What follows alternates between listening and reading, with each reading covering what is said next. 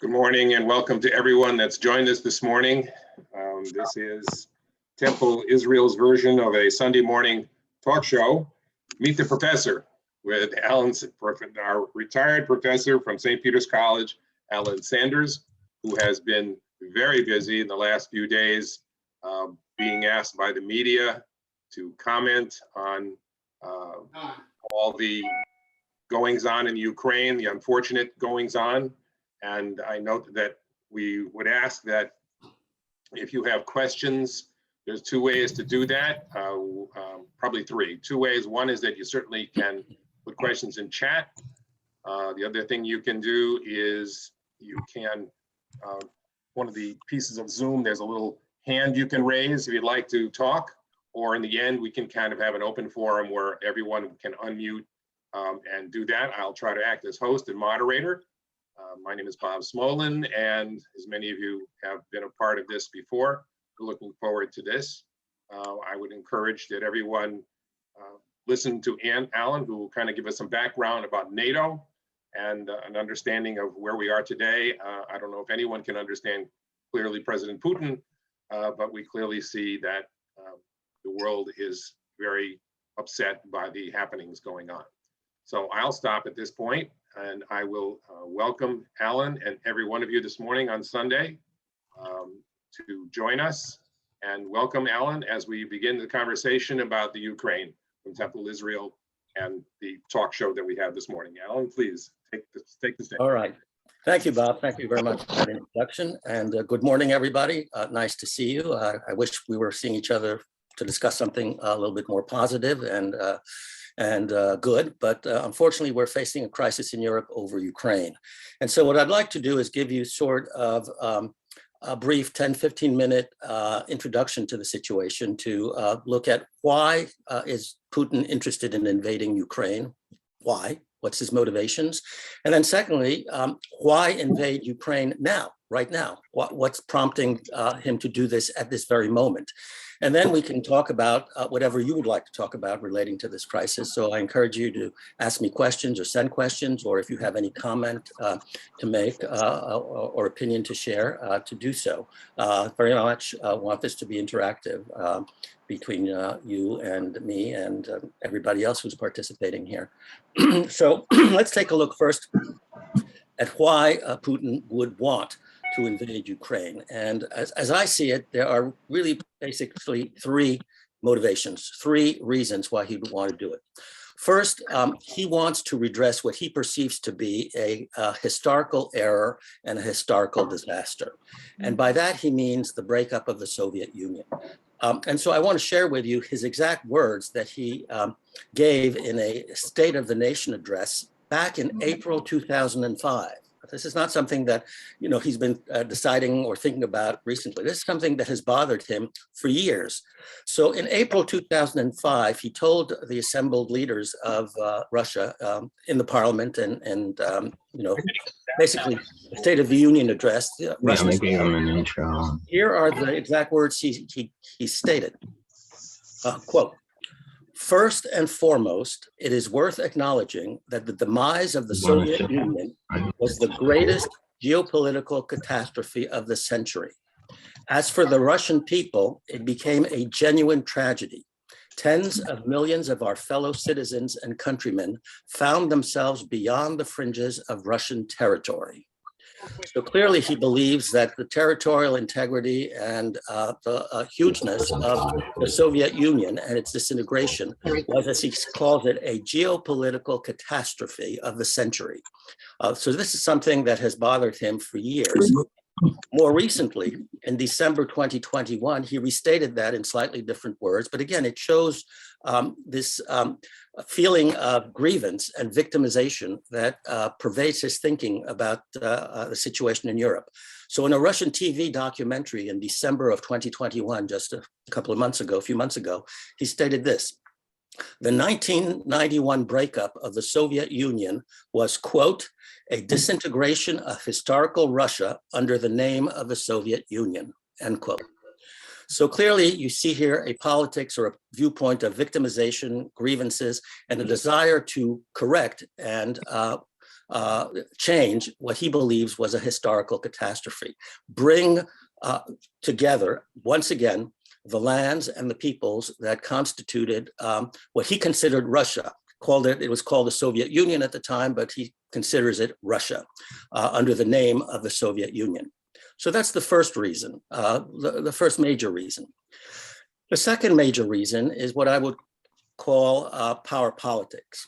That is to say, it's not just about reunifying historical Russia as he sees it. It's also about reestablishing Russia's sphere of influence in Europe, to exercise power and to influence events in Europe and around the world. In other words, he wants to make Russia relevant again. After the fall of the Soviet Union, there was a reduction of Russian power and prestige and influence around the world, and respect for Russia as a superpower. Under Boris Yeltsin, many people thought that, Yeltsin was sort of a buffoon-like political figure, and that Russia could be sort of sidelined and perhaps mocked in a way, and diplomatically not so relevant. At the same time, Russia experienced a bit of an economic decline. And so Russia was not taken so seriously. And you can see that with the emergence of China and the United States' interest and concern over the rise of China, and less so about what was going on in Russia. And so for Putin, this is humiliation. It's not just about, restoring the Russian Empire, so to speak, but it's about making Russia relevant again so that people take Russia seriously. And then thirdly, the defense of Russia, the national security of Russia as Putin sees it. There has been an eastward expansion of NATO for the past few years, and he sees that as endangering Russian security. And he doesn't want to have yet another NATO state like Ukraine on the border of Russia. So Bob, if you could show the first of the maps that I sent to you, to folks, and you will understand what that means from Putin's point of view about defending Russia. And it also encapsulates his notion of redressing, the error and reasserting what he considers to be historical Russia and power politics. In 1990, this is the way things lined up on a political map between NATO, Russia, and the Warsaw Pact. And you can see that the Soviet Union, what we call now Russia, encompassed, if you look at the north, you can see the Baltic states don't exist. Ukraine doesn't exist. They're part of the Soviet Union. And then you can see Poland, East Germany, Czechoslovakia, Hungary, Romania, Bulgaria. Those were all communist satellite states that really lived under the thumb of the Soviet Union and backed the Soviet Union in its policies and international interests. And then you see in blue what were then the NATO countries. And you can see that the Soviet Union's landmass and if you incorporate the satellite countries, really go right up to the edge of Germany. In fact, they encompass part of Germany, East Germany. And so this is, what he viewed as sort of the historical Russia, the Soviet Union, and then the sphere of influence, the satellite states, all the way into parts of Western Europe, most notably Germany. Now take a look at where NATO and Russia stand now on the map. And Bob, if you could show the second map, you can see how now Putin views this. You can see that the NATO countries, and all of the NATO countries are in this blue-gray. The shading simply indicates when the countries became parts of NATO. So the more traditional countries are in the dark blue-gray, Western Europe basically. And then you can see in the lighter shades of blue-gray, the countries that now make up NATO, but you can see looking at the key in the upper right-hand corner, roughly when these countries became members of NATO. So you can see, for instance, that Estonia, Latvia, and Lithuania, which used to be part of the Soviet Union, are now independent states. Same thing with Belarus, and same thing with Ukraine and Moldova. And then you can see that pretty much all, not all, but pretty much nearly all of the satellite states have now become members of NATO: Poland, Czechoslovakia, or actually the Czech Republic, and then Slovakia, Hungary, Romania, Bulgaria. And so from Putin's point of view, the West has pushed eastward. And all of those countries are bound by the provision of Article 5 in NATO that basically says an attack on one of the members shall be deemed an attack on all of the members.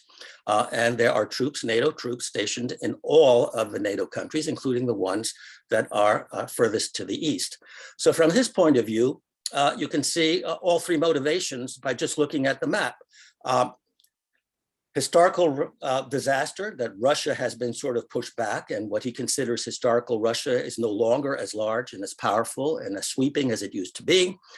Power politics, the sphere of influence of Russia has been severely reduced because the satellite states no longer are satellites of Russia. They're NATO allies. And then lastly, of course, all of these countries in the blue-gray are now pledged to defend each other against an enemy. And Putin believes that they very much see him as an enemy, and therefore they're right on his border. And that's why he's particularly concerned about Ukraine, because there's been talk of Ukraine joining NATO. Ukraine has also asked to become part of the European Union. And incidentally, the European Union, which is basically an economic, political union, is a union that encompasses most of the NATO countries, including the ones you see there, not all of them, but most of them. So NATO and the European Union are roughly contiguous. And so what he sees is if Ukraine continues on its path toward Western Europe with the European Union and most specifically with NATO, he sees the NATO and the Western influence even closer to his border. I mean, you can see where Ukraine is in comparison to Russia. So he is deeply concerned about this westward, or I should say this eastward expansion of Western influence on the European continent. He views it as a historical problem and as a national security problem. Okay, you can just keep those maps in mind. If we need to go back to them, we can put them back on. But the maps, I think, basically tell you the gist of his concern, his motivation.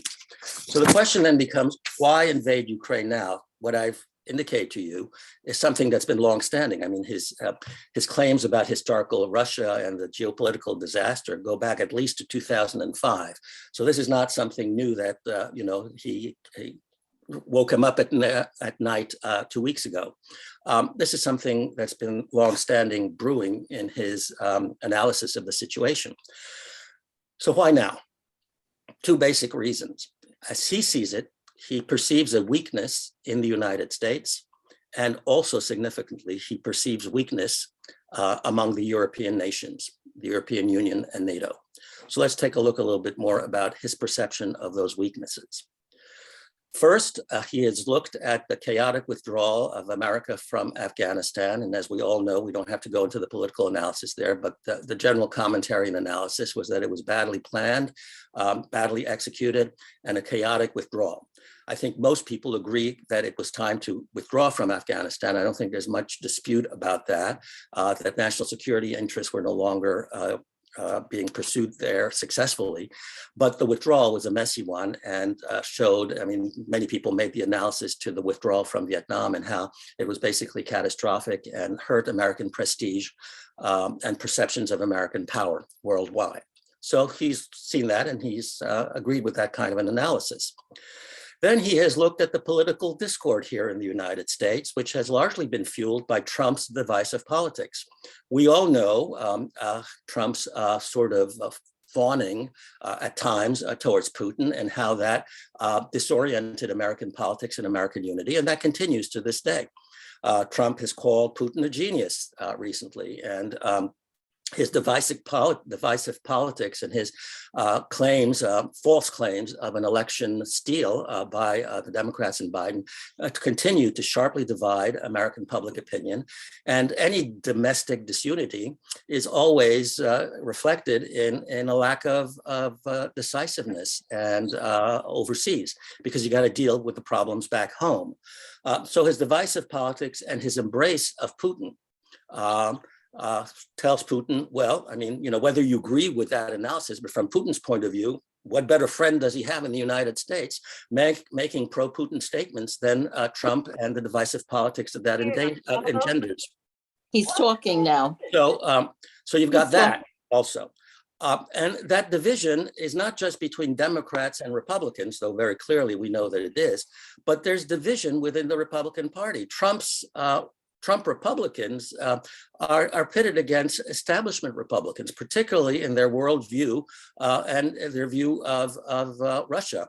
I mean, the establishment wing of the Republican Party is very much internationalist and believes that Russia and Putin are a great danger. The Trump wing of the Republican Party is less convinced of that and believes that Putin is not as dangerous or as challenging as the establishment wing believes. And so you can see this tension. All you have to do is listen to the statements coming out of Trump and listen to these statements coming out of Mitch McConnell. Regardless of your view about each, they are opposed to each other.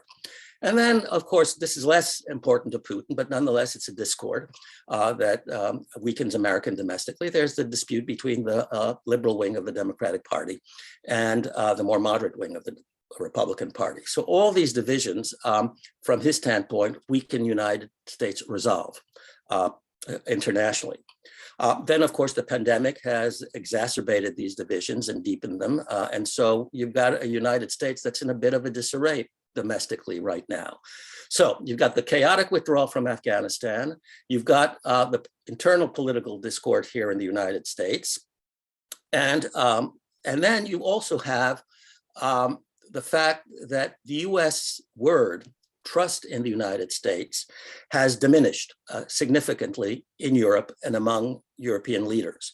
And that all stems largely from Trump's antagonistic posture during his 4 years, his antagonistic posture towards European allies. He was very loud in criticizing Europe and in diminishing the importance of Europe, and at times basically insulting European leaders, some of whom are still in power right now.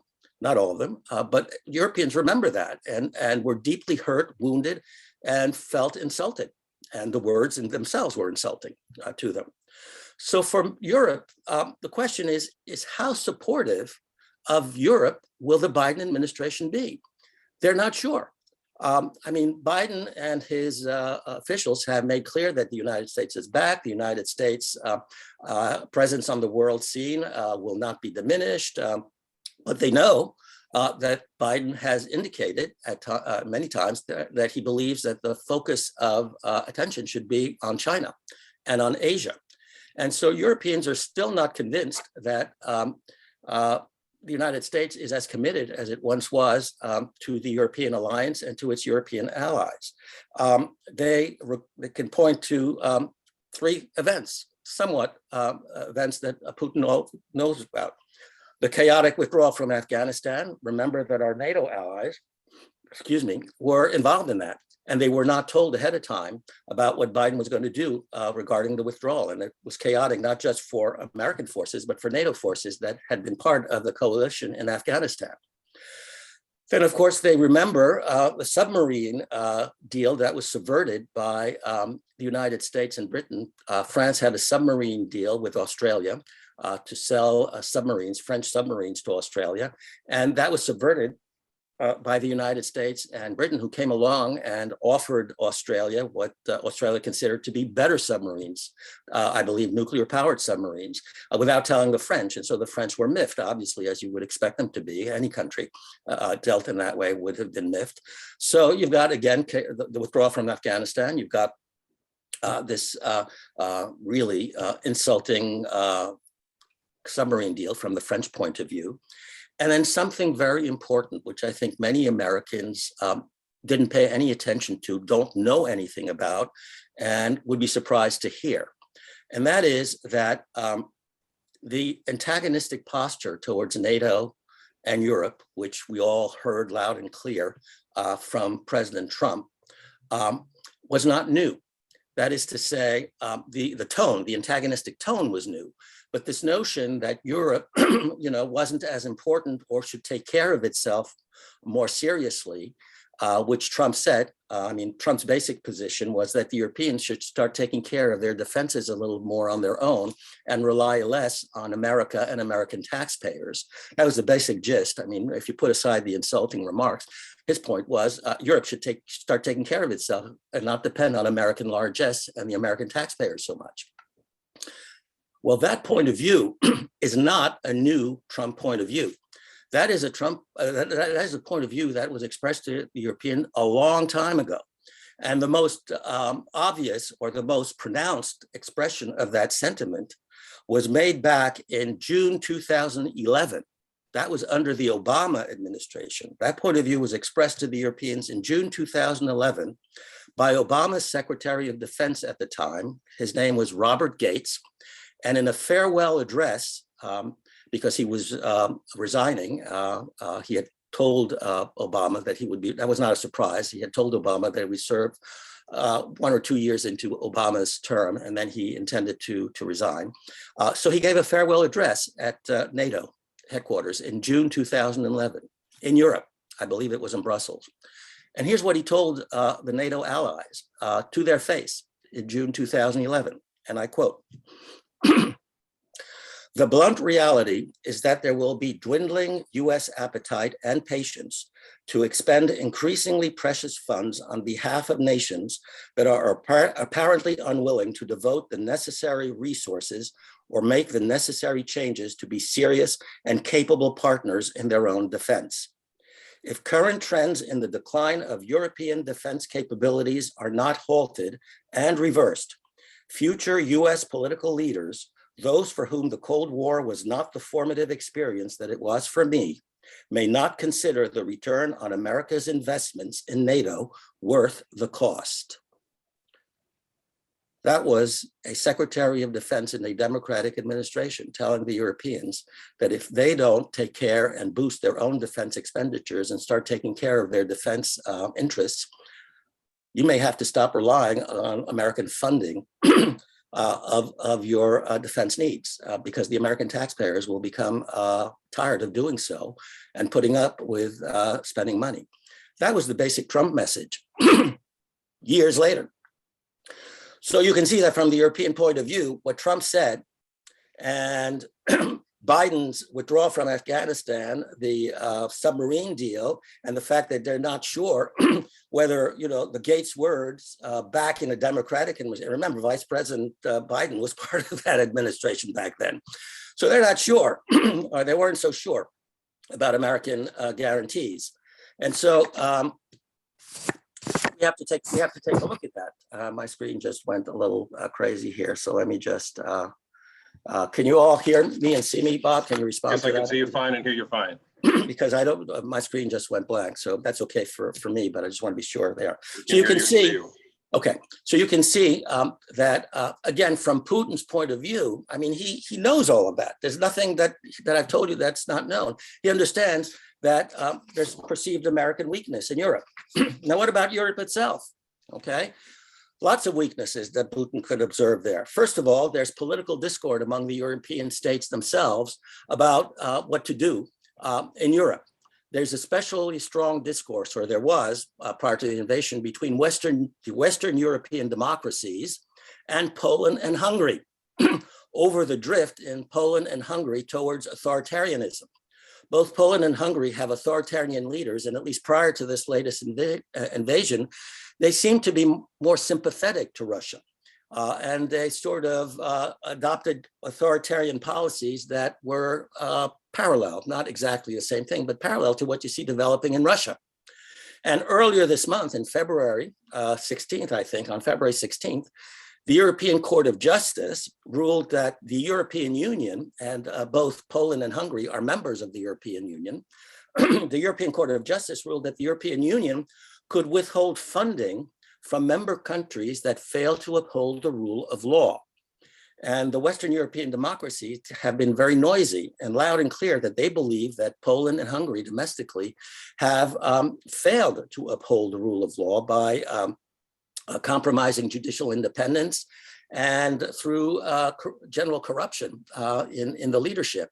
And so the European Court of Justice said, well, you can start cutting funds to these European Union members if you believe that they are violating or failing to uphold the rule of law. So there's clearly tension in the European Union and this unity, or there was, between the Western European states and Hungary and Poland and their rightward-drifting governments. Then in the next month, or the next weeks, I should say, there's a divisive presidential election in France that will be occurring in April. I believe it's on April 10th of this year. France is deeply divided, as is the United States, and the political climate there is very contentious. And so France is going to undergo a very divisive presidential election period. Similarly, it wasn't just the withdrawal from Afghanistan, but if you've been paying attention, French troops are being withdrawn from the Sahel region of Africa. France had deployed its troops in the Sahel region. The Sahel region is just below the Mediterranean, the Arab states of the Mediterranean, region. It's the region just below the Mediterranean Arab state. It's called the Sahel region of Africa. Lots of terrorist activity there, and the French had deployed their forces there to basically control and stem terrorist expansion of that region. Well, that war has been unsuccessful, and the French have decided to withdraw from that part of the world. So there's been a French withdrawal. There's a French withdrawal going on there. So again, France has not been doing too well recently. Again, you've got those presidential election contention, withdrawal from Sahel, and then again, that submarine deal. There's a new German chancellor, Olaf Scholz, an untested German chancellor whose Social Democratic Party, at least historically, has favored rapprochement and détente with Russia. And so from Putin's point of view, you've got an untested German leader, a political party that's generally tried to reach out to Russia. Looks like another destabilizing factor for European unity. The messy Brexit withdrawal, Britain's messy and controversial divisive exit from the European Union. There's still disagreement about many parts of that withdrawal, and there's contentious negotiations still going on between Great Britain and the rest of the European Union. Boris Johnson is in the midst of a scandal related to the pandemic.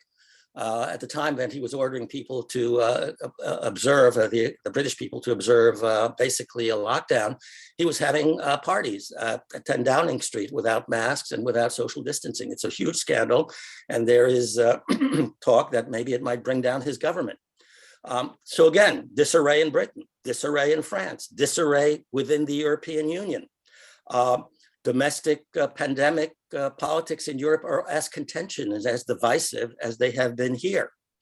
And then, of course, lastly, Putin knows that in 2014, when he invaded Crimea and eastern Ukraine, the U.S. and the Europeans, the U.S. and the Europeans, really didn't do all that much as a to counteract that. There were some economic sanctions, but they didn't really hurt all that much. There was no direct military intervention by the US or Europe in that 2014 set of conflicts. And so his view was that the Europeans and the United States wouldn't do much this time around either, for two basic reasons, or I should say for two basic reasons. For instance, Russia is much better deployed to invade Ukraine. I mean, it basically surrounds Ukraine on three sides. And secondly, he knows very well that nobody in Europe wants to escalate this to a nuclear conflict. And clearly, if American forces or NATO forces come directly in contact with Russian forces, there is the potential for an escalation that could go to the nuclear level pretty quickly.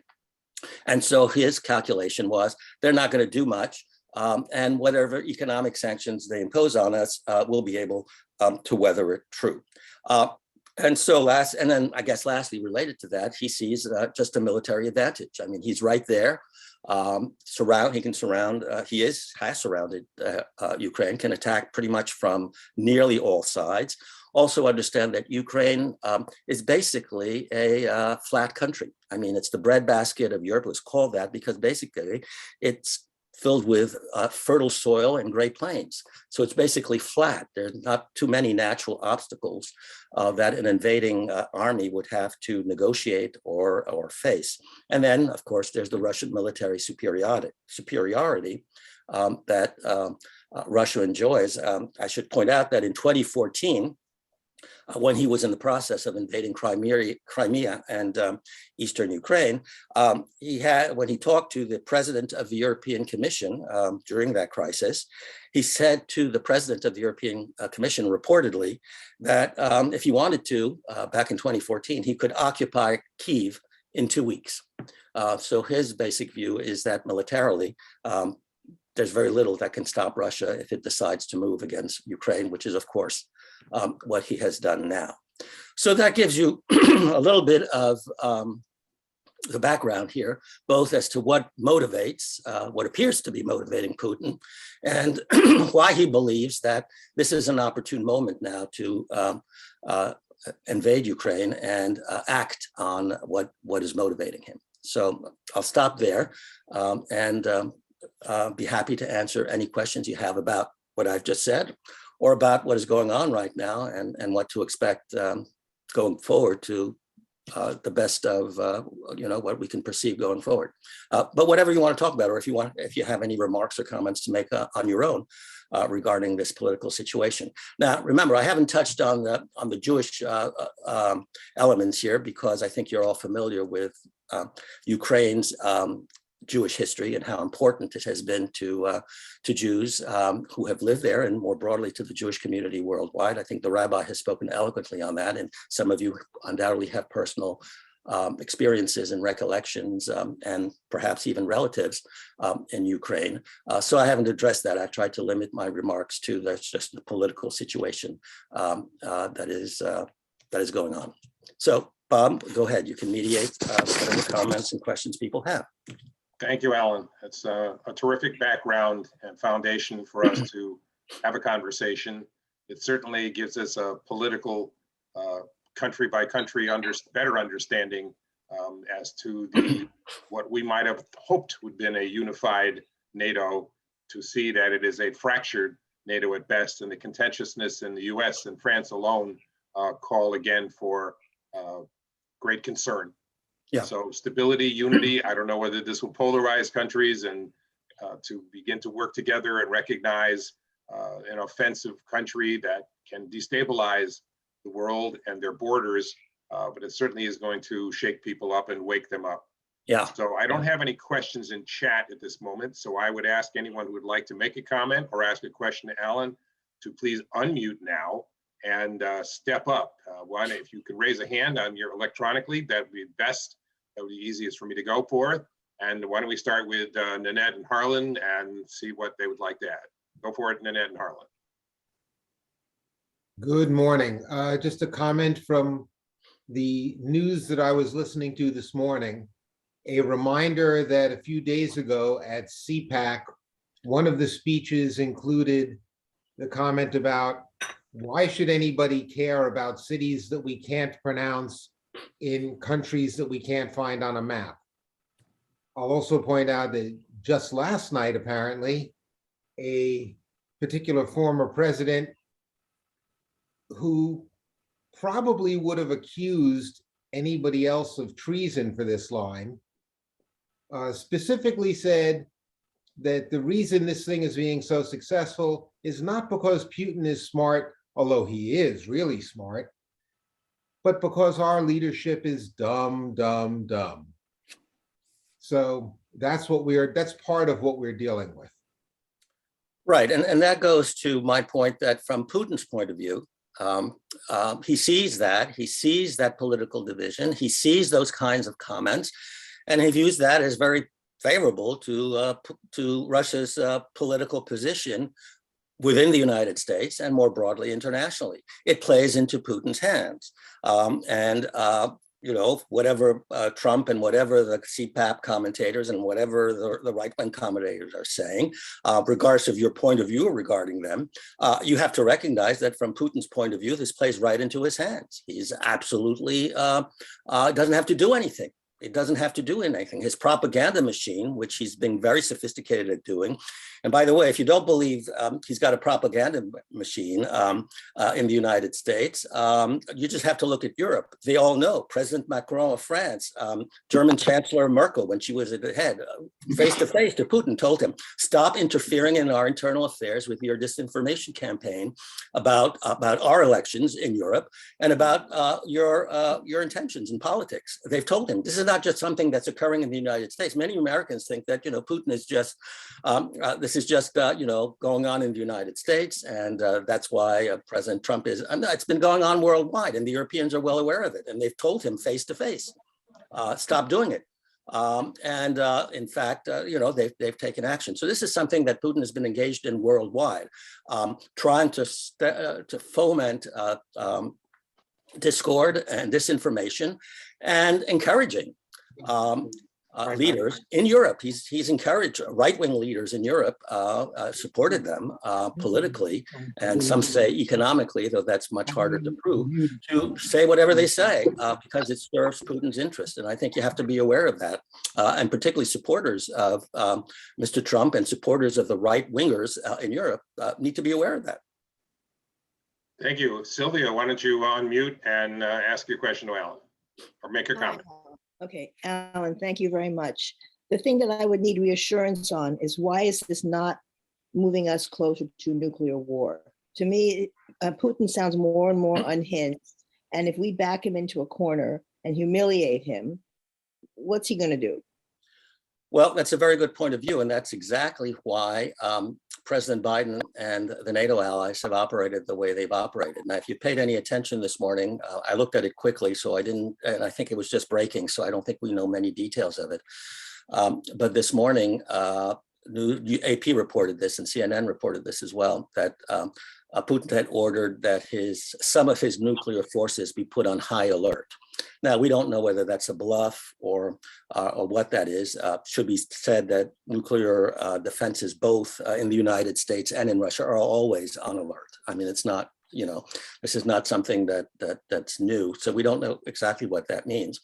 But if you look at the Biden response and the NATO response, I mean, they've been criticized for it, but I think they've acted very wisely. There's nothing the United States and the Europeans can do militarily to help defend Ukraine, sort of, providing in subterranean ways arms and equipment. But there's no direct military intervention that the US and NATO could do that wouldn't bring them into direct contact with Russian forces. And that being the case, that means that nuclear escalation is a possibility. And that would be absolutely disastrous. I mean, I don't have to go into the details of what that would mean. So what Biden has said in his own way, but muted ways, he has said, and you heard him say it when he made the speech earlier this past week, that we will defend every inch of NATO territory. Now, you can put up the map again, Bob, and see what every inch of NATO territory means. Every inch of NATO territory means states like Poland, like the Baltic states, Estonia, not Poland, I'm sorry, but yeah, Poland, I should say. Poland is fine, but certainly Estonia, Latvia, and Lithuania, and Poland, and Romania, and Hungary, and Slovakia all have borders either with Russia or with Ukraine. So if Putin succeeds in taking over Ukraine and ruling it directly, I mean, we don't know what Moscow intends. Does he want to actually reincorporate Ukraine into Russia, make it a part of Russia? Or does he merely want to set up a puppet regime, which wouldn't be Russia per se, but certainly a regime that would follow Russia's wishes and orders? If that happens, I mean, you can see what every inch of NATO territory means. It means that NATO forces would be facing directly Russian forces or Russian aligned forces. And that is a message to Russia that we will defend that territory, and defending that territory means direct military defense of those territories. And you, Mr. Putin, knows what we have in our arsenal, nuclear arms. So although it sounded like a soft statement, it really wasn't. It was a message aimed to not escalate the confrontation, but to remind Russia that every inch of NATO territory is nuclear protected territory, just as Russia is. So I think that message was sent loud and clear, but without a tone of confrontation in it. What happens now, of course, we'll have to wait and see. And the other point I would say to you is that the United States on that NATO territory is not the only nuclear armed state. There are other two nuclear armed states on European territory, and that, as you know, is France and Great Britain. And so there are three nuclear states in Europe on the western side, and there's only one nuclear state on the eastern side, and that is Russia. So the confrontation is clear. Now, the Biden administration and the European strategy has been not to confront militarily because of the huge risks that would mean, and also the unpreparedness of the American people. I mean, on that point, I would say to you, if you take a look back at World War I and World War II, it took a long time for the United States to get involved in those European wars. In large measure because we felt a sense of isolation. The ocean divided us. This was a period before nuclear arms, of course, but the American public was not prepared to go to war in Europe. I mean, this notion that you hear a lot of people saying, we can't even pronounce the names in Ukraine. Why would we care about what's going on in Ukraine? Similar sentiment was expressed in the days leading up to World War I and days leading up to World War II. There's a strong isolationist sentiment that has existed in the United States historically since the very beginning. Goes back to George Washington when he declared American neutrality in wars between France and Europe. Right after our revolution, remember, we were allied with France, and France had an ongoing war with Great Britain. And there were a lot of sentiments in the United States, particularly from the people who were sympathetic to Thomas Jefferson and his political views, that the United States should intervene in that conflict on the side of France. There were some who believed, obviously, to intervene on the side of Great Britain, but Washington said, no, we're not going to get involved in European wars. We just declared our independence. We can't afford to do that. And so the isolationist sentiment goes right back to the beginning. So it's not surprising that you hear this right now. So there's no real chance of a military conflict immediately, the Biden administration concluded. So the best, I mean, we can't confront them militarily. That's nuclear. That's a possible nuclear disaster. Secondly, the American public is not prepared for that. And then, so what's left? Economic sanctions, trying to make this as costly as possible for Russia, both in the short term and in the long term. And that's what you've seen. Now, to do that, you need European cooperation. You can't have economic sanctions and have them be effective unless there's coordination and total unity in imposing them. And Biden was quite transparent about that. He said, and I've explained to you that the Europeans are not united. They each have separate national interests. So he made it pretty clear. And that's one of the things that's always interesting about Biden. He's pretty transparent. A lot of people blame him for that. But he's pretty open if you listen to him. He said, look, we got to get everybody on board. And not exactly everybody is on board. And so what you've seen is kind of a slow rollout. I mean, it's not that slow. It's happened within days. So it's really not that slow. But I should say it's a step-by-step rollout of increasingly severe economic sanctions against Putin. And that seems to be the prudent approach right now. I mean, apparently, it's hurting him sufficiently, or he's reacting to it sufficiently, that he has put, or so he says, he's put his nuclear, some of his nuclear arms on high alert. So clearly it's having an impact on him. And from our point of view, that's what we're trying to do, short of, making this rise immediately to a nuclear conflict. So that's where we stand right now. All right, we've got a couple of hands up, Alan. Let me try if we get Susan Amsterdam. Are you still with us, Susan? If you are on mute. Yes, I'm still here. I have just a very brief question about something that I don't understand, and that is the separatist areas in southeast Ukraine.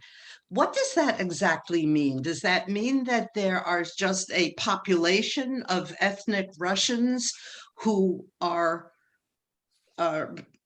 would like to be part of Russia, greater Russia? Or does this mean that there are actually elected officials who in some way have their own little foreign policy? I don't understand what that means. And if you could just please explain it. Well, I mean, it's a very complicated situation, but remember that Ukraine was part of the Soviet Union. Russia, if you want to call it that, but I mean, at the time it was called the Soviet Union. Ukraine was a territorial part of the Soviet Union. It was, it was Russia, Soviet Union, part of one country. It was called a republic because Russia was made up, just like we call our country made up of states, okay? The Soviet Union was made up of republics, states, if you will, in the Soviet Union. And Ukraine was one of those republics or states within the Soviet Union. So it was one country. So, there have been many ethnic groups in the Ukraine. There were moments of independence in the history of Ukraine, lots of invasions from Western Europe, invasions from Russia, invasions from all parts of the world. I mean, I can't go into the history of Ukraine in part because I'm not all that familiar with it, but clearly, it's the breadbasket. It's a flat country. And so it was very prone to invasions from various people over the course of the centuries. So there's a great mix of ethnicities. At one point, it was really part of Poland, as I understand it, what we now consider Poland or Poland-Lithuania. So lots of ethnic mix of peoples. And certainly when Russia or the Soviet Union had it as part of an integral part of the Soviet Union, people moved. I mean, Russians, there were originally Russians there from way back when, but modern day Russians moved into Ukraine. Why not? It's part of the Soviet Union. And so the eastern part of Ukraine, which is the part closest to Russia, so to speak, had a lot of Russians, and they've always thought they were Russians and part of Russia. And when Ukraine was made independent, and I believe it was in 1991, many of these Russians still identified with Russia, not with Ukraine. And their population centers are located in what's roughly Eastern Ukraine. So when Putin says, as I said, in his statement, let's see if I can find it, that he says, as for the Russian people, it became a genuine tragedy, the disintegration of the Soviet Union. It says tens of millions of our fellow citizens, Russians and countrymen, find themselves beyond the fringes of Russian territory. That's what he's talking about. The Russians that lived in Ukraine, when Ukraine was part of the Soviet Union, are now finding themselves in a different country called Ukraine. And that's what he's referring to. So these Russians are left sort of dangling out there, and we need to bring them back to Mother Russia. And the way to do that is by conquering Ukraine again. And I think that's what it is. I mean, it's not the only motivation, as I've indicated, but that's an important motivation, the notion that Russians are out there now. And if you take that seriously, then there are lots of countries who find that their nationals are living in other countries, and if you take that as a legitimate justification for invading another country, then we would have wars. We already have enough wars in the world, but we would have many more wars, because a lot of countries would say, well, we have our nationals living extraterritorially in that part of the world, so we had to come back and save them, and the way to do that is to conquer them and conquer those territories. So that's the justification. It's a crazy justification, but nonetheless, it's a justification or motivation, if you will, for the Russian moves that we're seeing today. All right, let me give you, fire some questions at you from David Ambrose. There's actually 3 questions, and I don't think you can expand on them a tremendous amount because it'll be dinner time by the time you're done. The 3 questions he had are, please provide your thoughts on where China stands on this. And then when so many Americans are listening regularly to lies on Fox, we should not be surprised by the divisiveness and lack of unity from this entire topic. Imagine what Vietnam would have looked like if we had a Fox News back then. And lastly, what is the likelihood that the worldwide protests and severe isolation of Russia in every way might have some impact on this situation? Okay, well, let me focus on China first, and because that's a much more complex situation. China is in a difficult position because its foreign policy, because it believes that Taiwan is an integral part of China, and which that's their basic position internationally. So because of that, they believe Taiwan is part of China. Their foreign policy has generally been that the territorial integrity of all states needs to be protected, and that there should be no interference by any state that compromises the territorial integrity of states. Well, clearly, what Russia has done is violate the territorial integrity of Ukraine. So this goes against the basic position of Chinese foreign policy. So they're in a bind there. So they've tried to mute it. On the other hand, they believe that an alliance with Russia furthers their international interest. That is to say, putting up a front with Russia creates a formidable power alliance worldwide that can confront the United States and its allies. And therefore, it is good foreign policy to stay aligned with Russia. And to further, because that will further Chinese interests. It will increase the sphere of influence that China can exercise in world affairs. So that's their balancing act. Aligning with Russia, because it helps them internationally, but maintaining a position that the territorial integrity of states must not be violated. So they're in a delicate balancing act. Now, what's interesting is how will they maintain that balancing act, okay? Interestingly enough, when President Biden finished his press conference, I think it was on Thursday, one of the questions that was shouted at him was, are you in contact with China? And he refused to answer the question. He walked away.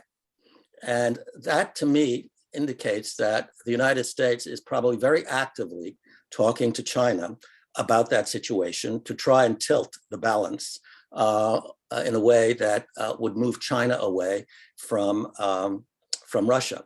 Now, the other interesting aspect of this is I told you at the beginning that one of the reasons for this invasion is to reassert Russian prestige, Russian grandeur, Russian influence around the world. Well, vis-a-vis China, Russia is really number two. Its economy is not very strong. It's faltering. You've seen the eastward expansion of NATO. China is a rising power. And right now, China, if you're looking at the China alliance, China is number one and Russia is number two.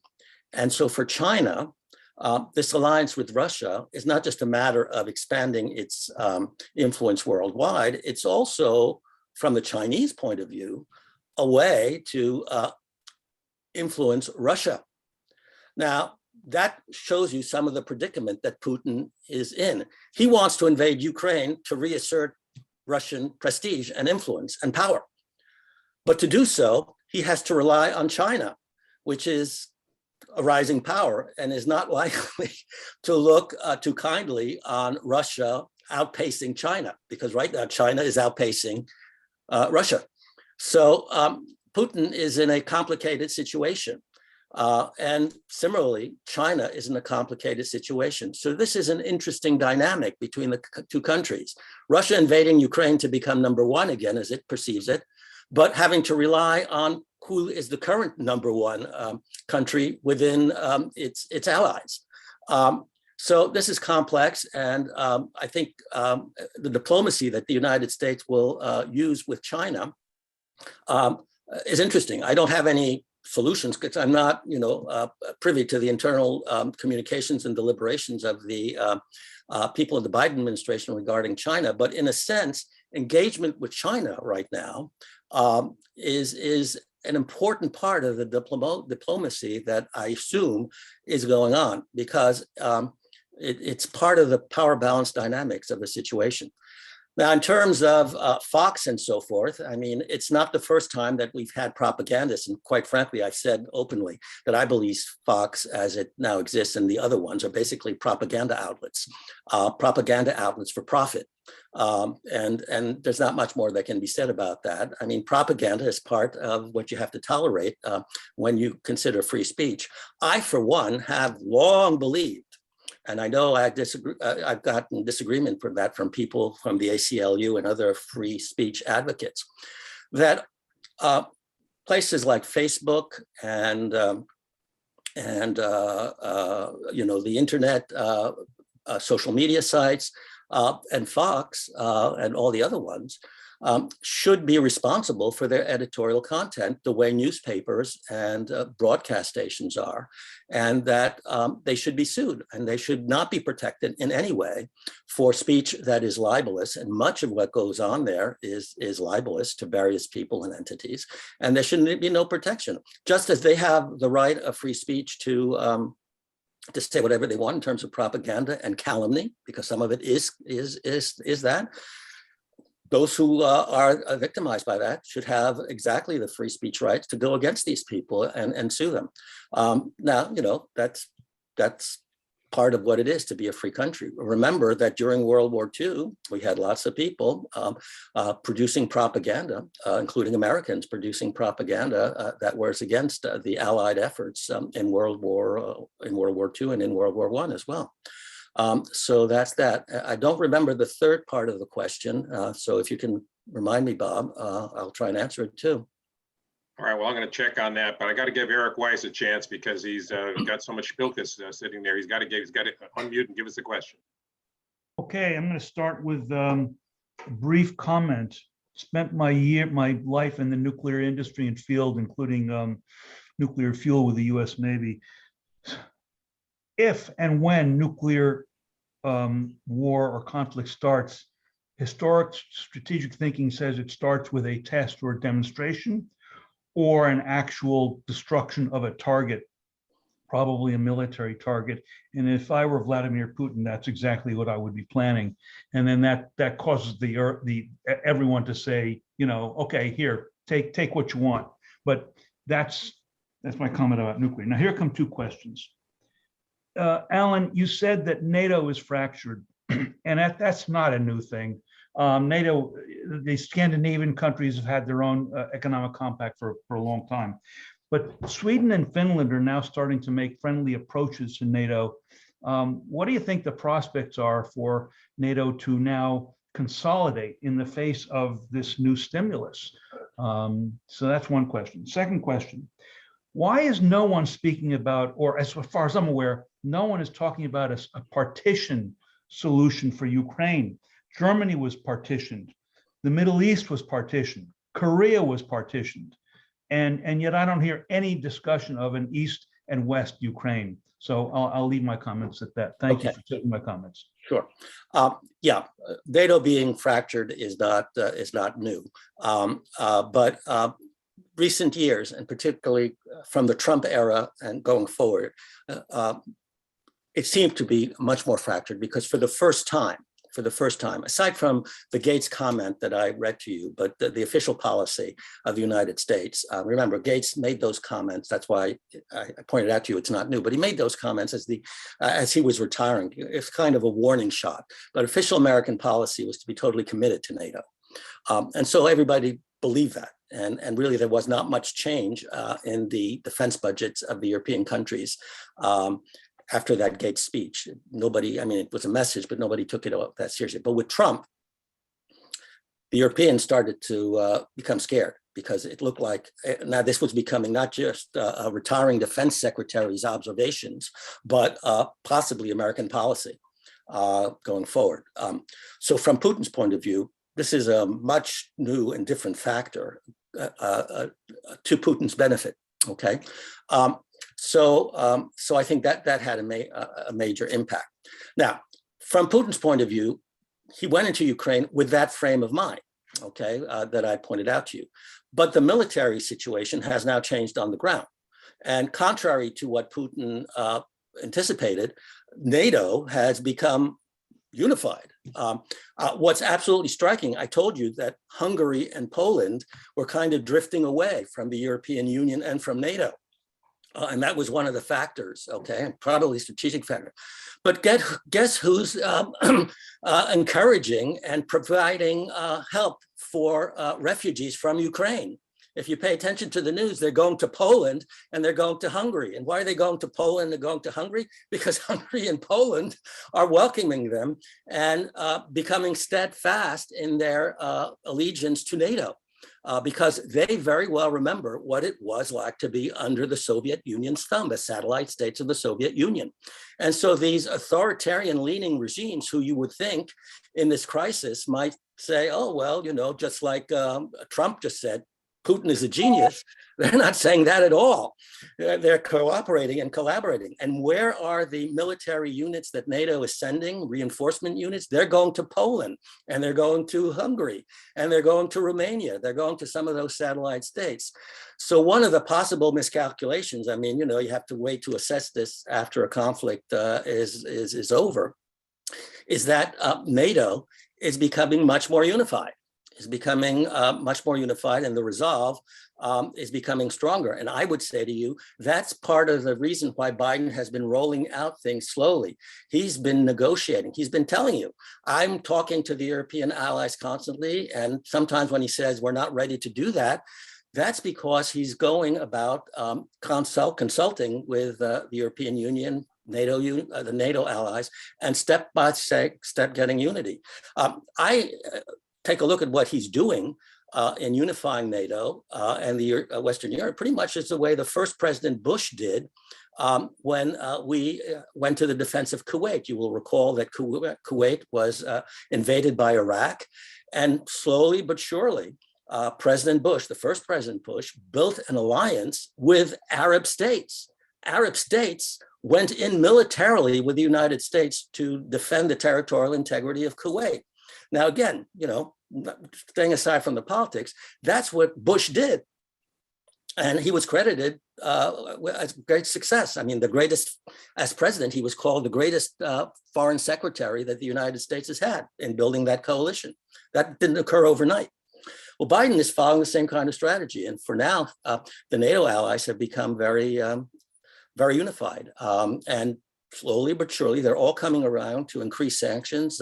You've heard last night that many Russian banks will be removed from the SWIFT interchange financial system, and they're going to target Russia's central bank and so forth. I mean, you know, the sanctions are increasing.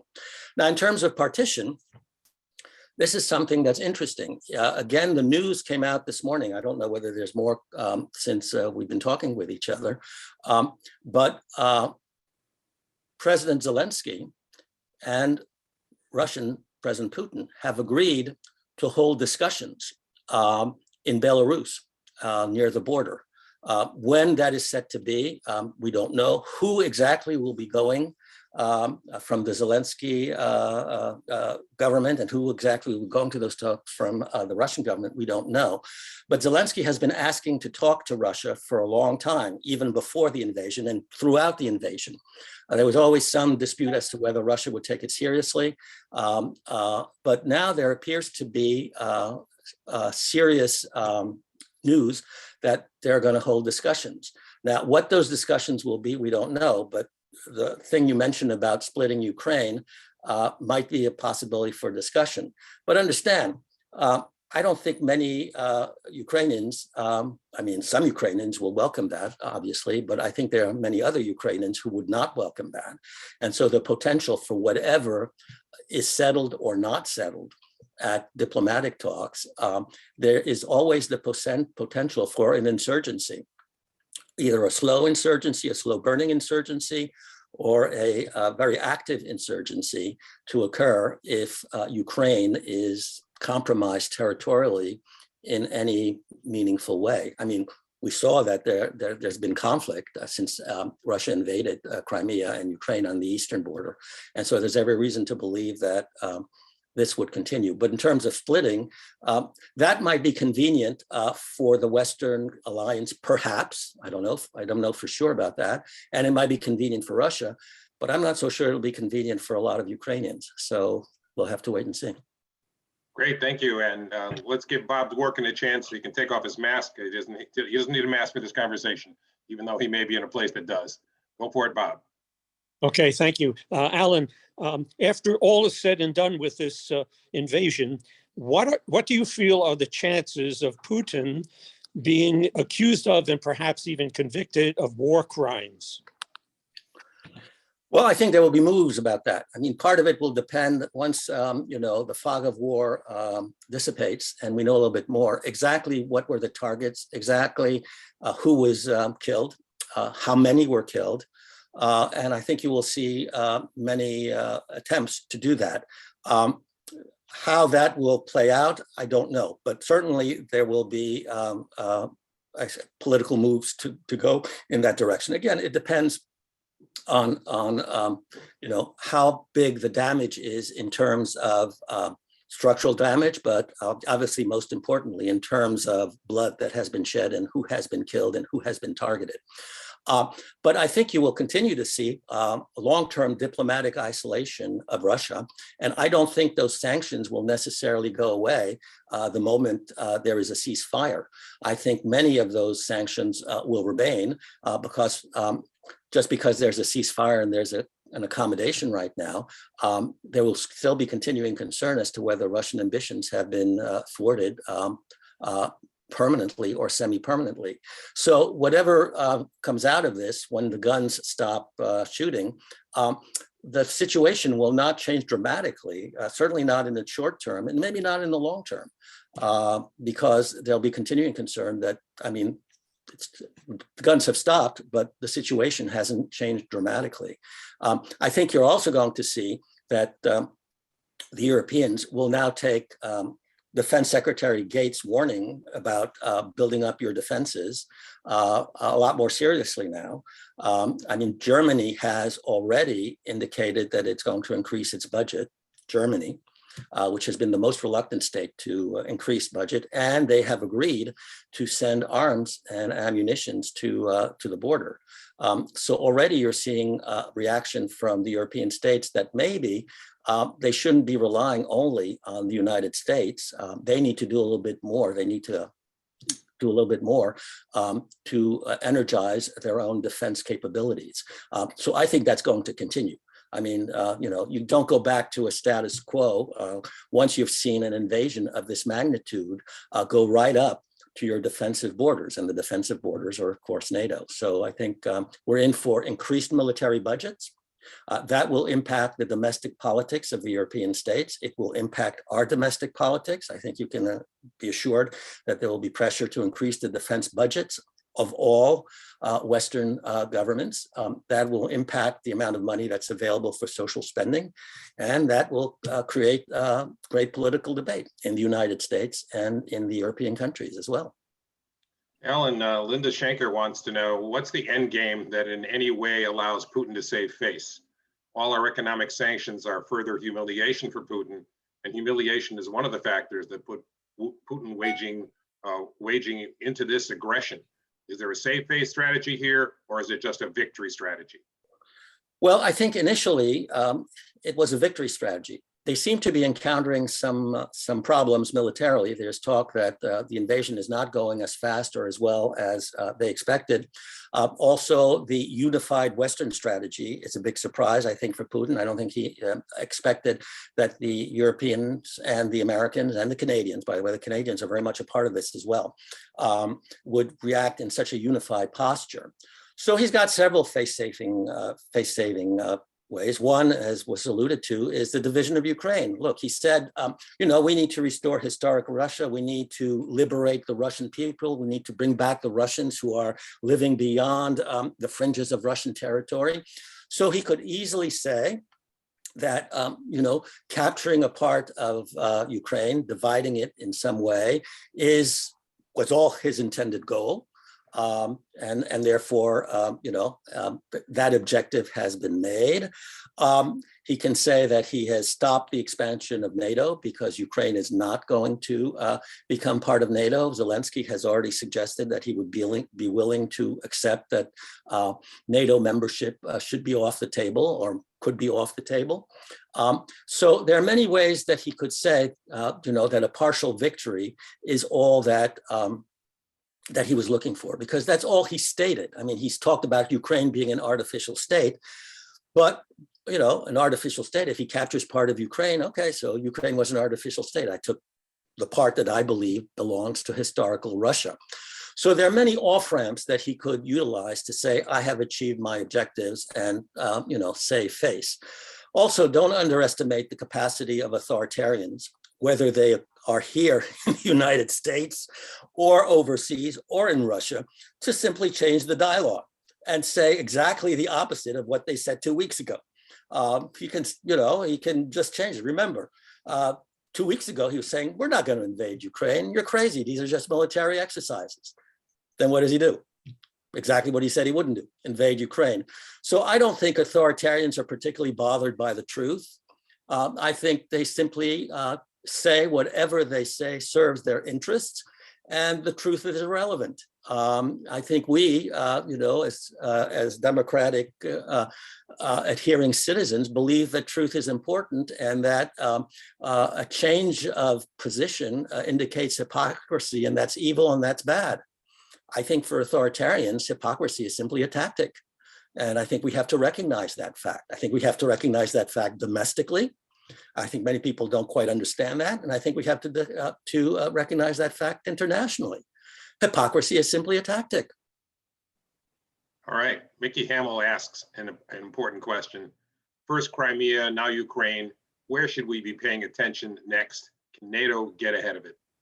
Yeah, well, I think, and I would expect, I would hope certainly the Biden administration is paying attention elsewhere, because our enemies are not just, or adversaries, enemies, however you want to characterize them, are not just Russia at the moment.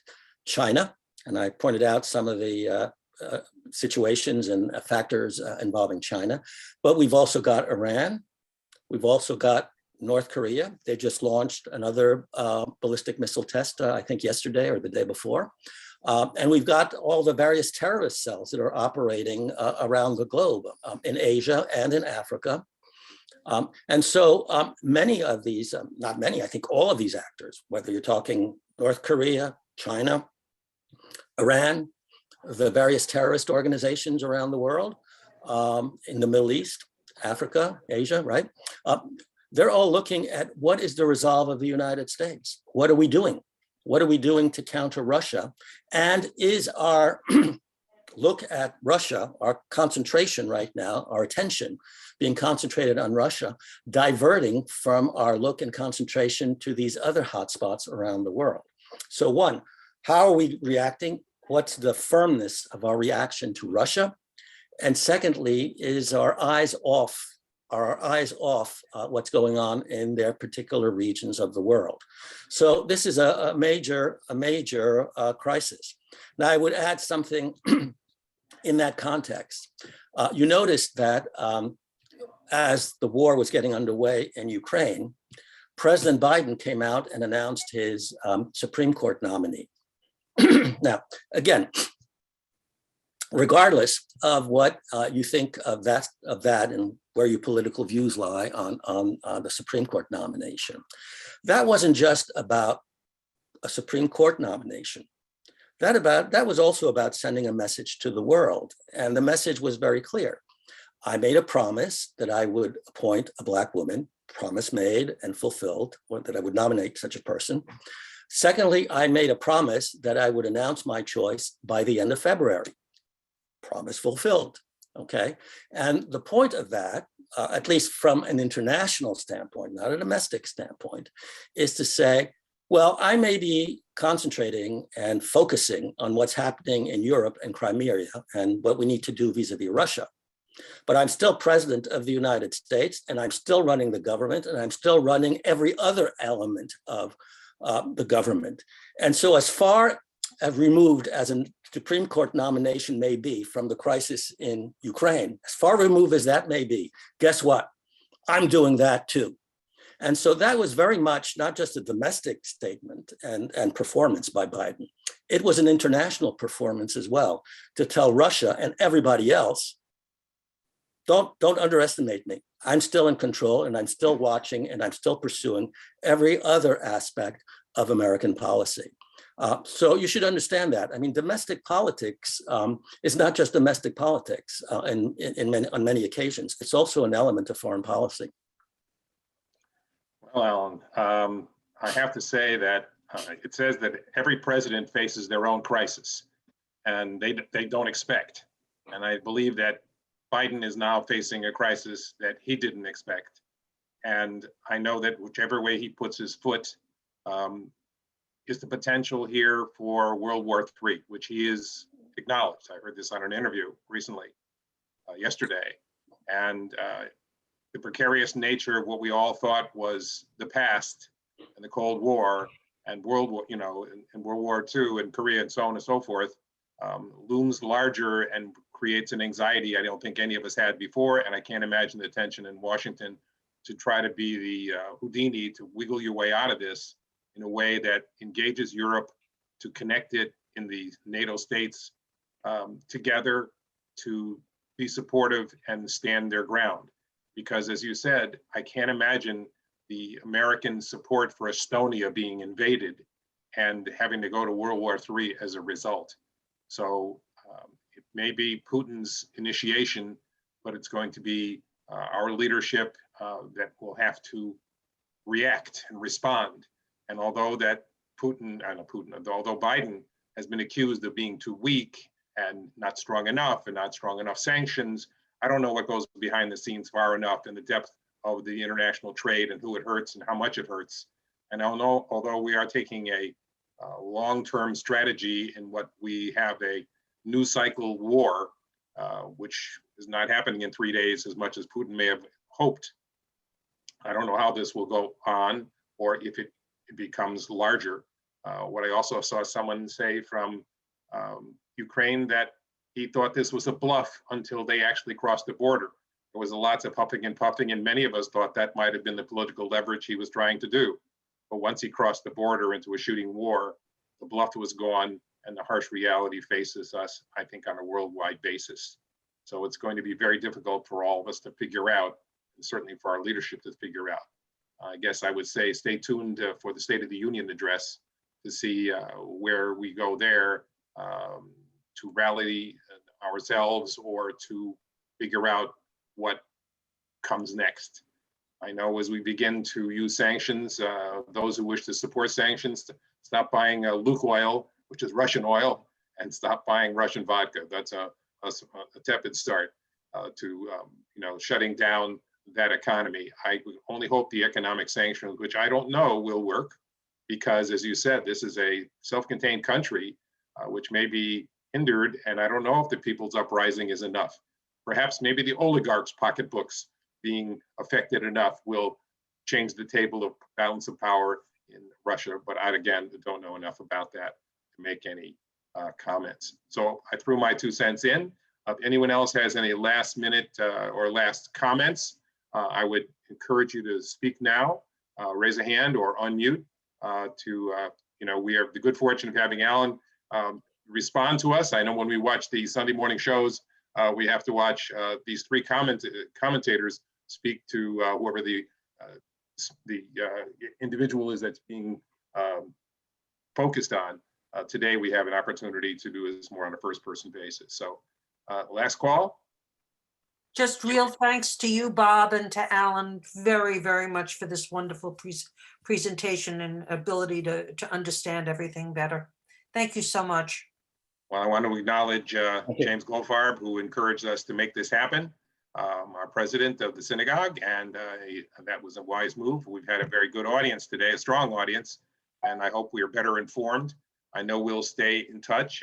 Alan, maybe we'll call upon you again if things become more worse, or we'll listen to you on the news. On all the news channels, won't be surprised to hear Alain Sanders pop up to give his reactions and comments to what's going on in the world. So Alan, our greatest thanks and appreciation. I know it stimulates the juices in you as a political scientist and a student of the world to respond to these things and use your vast capacity of past information to try to analyze and help us better understand and how we deal with this going forward. At least we have a better understanding. Thank you all for joining us today. And thanks very much. We hope we stay warm and spring comes soon. And we hope that this invasion finds a quick solution, however it can happen. So stay tuned. I guess if you have comments, we all have senators and congressmen. I would encourage us to make our comments known, because I think what is that, the 1 in 1,000 people comments, they say that for every comment they get, it probably represents 1,000 people who would like to say something but don't. So don't be hesitant to let your congressmen and senators know. With that said, I'll ask if there's any other last words. Yasha Koa. All right, Thank you. thank you Thank very you, Bob. much. Thank you, You're everyone. welcome to share your comments with Alan. Say thank you. Thank you, everyone. A pleasure to be with you and to discuss this with you. Thank you very much, everybody, for joining.